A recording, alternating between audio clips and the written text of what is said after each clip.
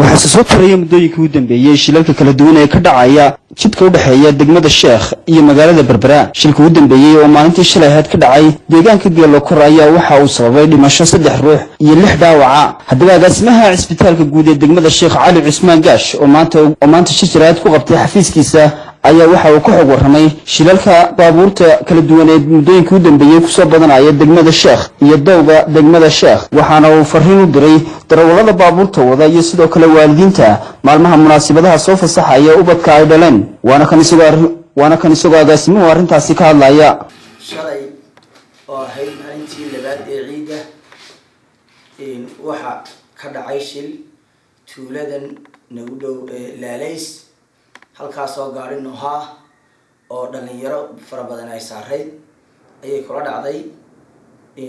dhammaantood run ahaantii dhaawacay markii uu wada gaaray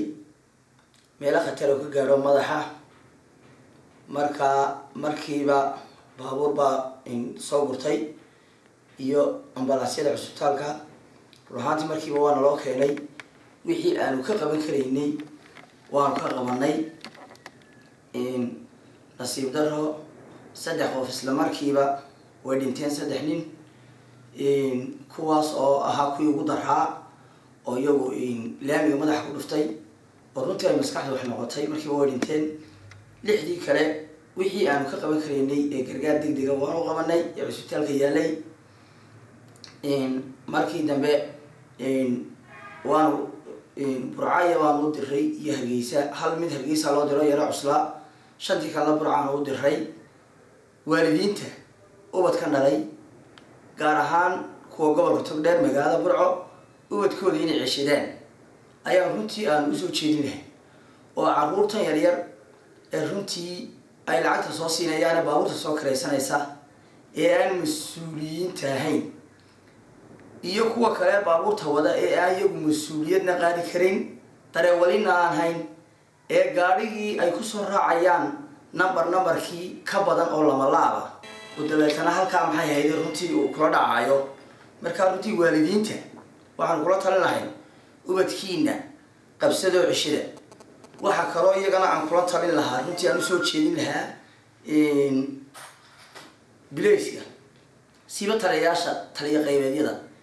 iyo taliya saldhigyada istabaha magaalo waliba istabay leedahay istabaha run ahaantii dadka lagu celiyo oo aanay baabuurta halkaas soo dhaafin magaalo waliba ilaa iyo Burco iyo ilaa Berbera intaas oo kantarool baa jira kantarool walba way dhaafayaan marka runtii waxaan soo jeedin lahaa taliyaashana dadkan inta leeg ee aan mas'uulka ahayn iyo kuwa aan iyaguna mas'uuliyiinta ahayn ee baabuurta wada in ay celiyaan ahaantii waxa kaliya oo laga hortagi kara kantaroolada oo lagu celiyo marka runtii laamaha amniga ee ay khusayso waxaan u soo jeedin lahayn dadka in kantaroolada lagu celiyo oo burcayntaana ka soo bixin burca lagu celiyo oo runtii burca haday soo dhaafaan qolada sheekh ay celiso qolada sheekh haday dhaafaan qolada Berbera ay soo celiyaan runtii sidaas aan ahayn dhibta laga ma bixi karo. bismillaahir rahmaanir rahiim anigu waxaan lahay darawaliinta degmada Sheekh degan marka wadadan buurtan rag marabaan ahay nimankii Talyaanigii dhisayna waan la joogo waan la shaqeeyay marka meeshan waxay u baahan tahay taxaddar dheeraad ah baabuurku waxa weeye markuu daadagayo waa in ismiid culus la geliyaa markuu soo baxayana waa in ismiid culus la geliyaa. وفيصل آدم إسماعيل تلفزيون قرن كسومالي لان دقمة الشيخ.